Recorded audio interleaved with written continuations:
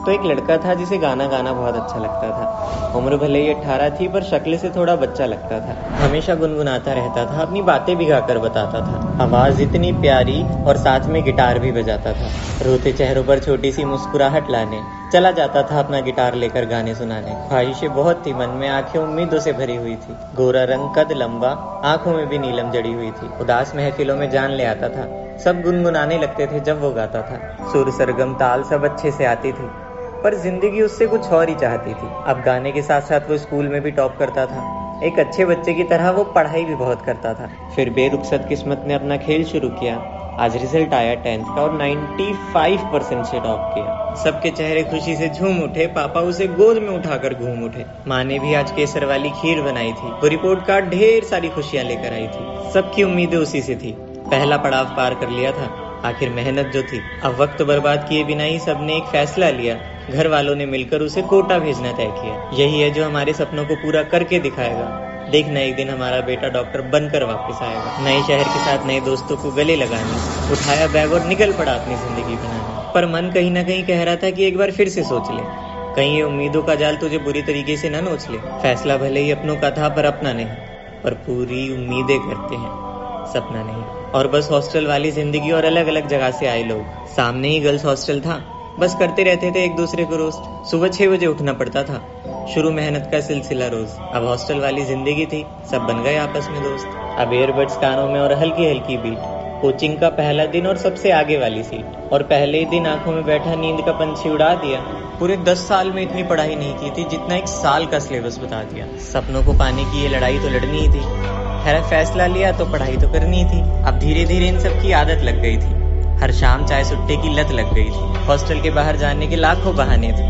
सब अच्छा था सिवाय हॉस्टल के खाने के। सच में माँ के खाने की बहुत याद आती थी। वो पानी जैसी फीकी फीकी दाल गले से उतर नहीं पाती थी, पर वहाँ टीचर्स बहुत अच्छे से समझाते थे।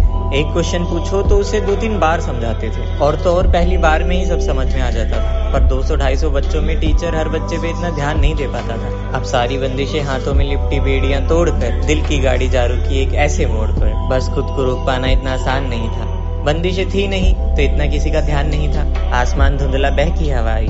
उस शाम चाय की टपरी पे एक लड़की नजर आई। नजरें मिली और इकरार हो गया। हाँ कह सकते हैं पहली नजर में ही प्यार हो गया। अब हॉस्टल लाइफ थी तो यादें तो बनानी ही थी। इतनी दूर आए तो एक लड़की तो पटानी ही थी। पर नहीं मत कर, हट जाएगा पढ़ाई से ध्यान। पर हॉस्टल वाले दोस्त थे, जाकर पता कर लिया उसका नाम। सूरज ढला और बहकती हुई रात हुई। बड़ी मुश्किलों से उससे 1 हफ्ते बाद बात हुई। अनजान से दोस्त दोस्ती से लगाव हो गया।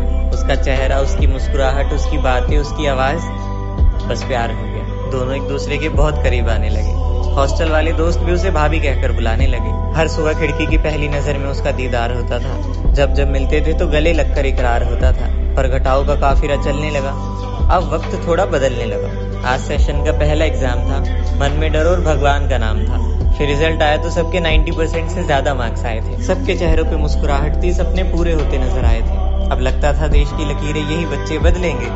यहाँ से हजारों डॉक्टर बनकर निकलेंगे। चेहरे पे खुशी हमेशा रहती थी, वो भी दिन भर साथ रहती थी। बस दिन भर यहाँ से वहाँ ताका झाकी चलती थी। पर मार्क्स के नाम पर कुछ दोस्त आपस में जरूर जलती थी। उसे हर छोटी छोटी बात पे लड़ाई करनी ही होती थी। खैर जो भी हो, दिन में 6 घंटे पढ़ाई करनी ही होती थी। ध्यान भटका दे ऐसा कोई प्यार नहीं। कुछ भी हो, पढ़ाई के साथ कोई खिलवाड़ नहीं। वैसे भी इंतजार में बैठे कई अपने थे। आखिर घर वालों की आंखों में कई सपने थे। पर धीरे धीरे दिन में 6 घंटे पढ़ना भी कम लगने लगा। धीरे धीरे वो प्रेशर और बढ़ने लगा। अब दिन की थकान सोने से भी नहीं मिटती थी। नींद भी बदतमीज 3 घंटे से ज्यादा टिकती ही नहीं थी। अच्छे से सींचे थे पर फिर भी मेहनत के फूल थोड़े मुरझाए।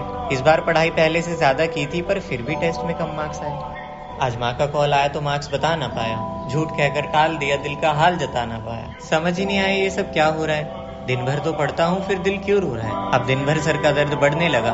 पढ़ाई का भूत बहुत बुरी तरीके से चढ़ने लगा। बाकी सारी बातें दिमाग से उतरने लगी। धीरे धीरे टेंशन बहुत बढ़ने लगी। जब हाले दिल दोस्तों को बताया तो उन्होंने हाथों में सिगरेट जैसा कुछ थमाया। अरे उदास ना हो तेरी क्या, हम सबके गम की यही वजह है। एक बार ट्राई तो कर, ये हर दर्द की दवा है। रो मत और आंखें मत करना, ले पी ले और भुला दे सारे गम। और बस दर्द को आराम मिला। दुनिया 4 नजर आ रही थी। सब अच्छा हो गया था और पढ़ाई भी अच्छे से की जा रही थी। नींद भी आज 16 घंटे आई थी। ऐसा दाव खेला कि किस्मत भी टिक नहीं पाई थी। पर होश आया तो महसूस हुआ कि नहीं, ये सही नहीं है। इन 3 सालों में मेहनत नहीं की तो जिंदगी आगे कुछ नहीं। डिस्ट्रैक्शंस बहुत आएगी लेकिन सबका मुकाबला करना पड़ेगा। मुश्किल है लेकिन नामुमकिन नहीं, किसी भी हालत में लड़ना पड़ेगा। बहुत नौकरी कर ली पापा ने, बस अब उन्हें घर बिठाना है। माँ भी दिन भर लगी रहती है, उन्हें भी आराम दिलाना है। बस अब नया घर नई गाड़ी होगी। इतनी मेहनत करूंगा कि मंजिल जरूर हासिल होगी। और बस निकल पड़ा किताबों को हथियार बना मंजिल को पाने। खुद को कमरे में बंद, अपने नाम के आगे डॉक्टर लगाने। प्यार था पर कहीं ना कहीं खो देने का डर था। बता नहीं पाता था कि उसका एक बहुत छोटा सा घर था। अब दिन में 6 की जगह 10 घंटे पढ़ाई होती थी। जो भी बात होती थी कमरे के अंदर ही होती थी। रातों को भी जगने लगा था वो। हाँ, थोड़े थोड़े नशे भी करने लगा था वो। धीरे धीरे दर्द बढ़ता जा रहा था। बेचैनी सी हो गई थी, दम घुटता जा रहा था। अपने हर त्योहार हर खुशी को कुर्बान कर दिया था। दिल दिमाग सब कुछ बस पढ़ाई के नाम कर दिया था। पर उसे सब पढ़कर भी सब अधूरा लगने लगा। धीरे धीरे वो डिप्रेशन की ओर बढ़ने लगा। अच्छा कॉलेज प्लेसमेंट ये सब कैसे हो पाएगा? इतना पैसा लगा दिया, अगर क्लियर नहीं हुआ तो किसी को क्या मुंह दिखाएगा? घर वालों से कम बातें, बस पढ़ाई में कटती रातें। समझ ही नहीं आ रहा था कुछ करूँ तो क्या करूँ। साला मेरे भी कुछ सपने हैं, उन्हें पूरा ना करूँ। आसमान में उड़ते पंछियों के साथ गुनगुनाता रहता था। कहाँ वो सारा दिन गाता रहता था। न जाने कैसी कामयाबी से सताए हुए। अब तो अरसा हो गया था गुनगुनाए हुए। दिन पे दिन रातें कटती जा रही थी। मन में उलझने बढ़ती जा रही थी। अब हर सुबह एक नई रोशनी की जगह एक नया अंधेरा लेकर आती थी।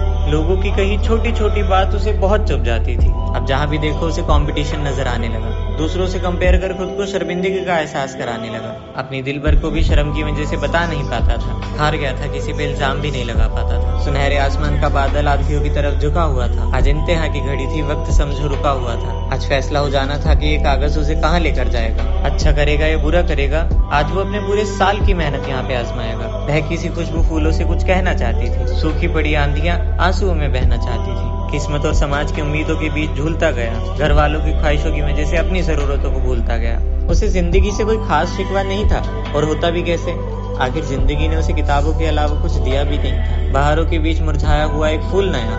आज जब उसने क्वेश्चन पेपर देखा तो मानो सब कुछ भूल गया। कलम की छाई ने उसकी आंखों से बहते आंसुओं का एहसास कराया। लिखता गया जितना उसे समझ आया। सब अपने में मग्न थे, सबके चेहरों पे उदासी थी।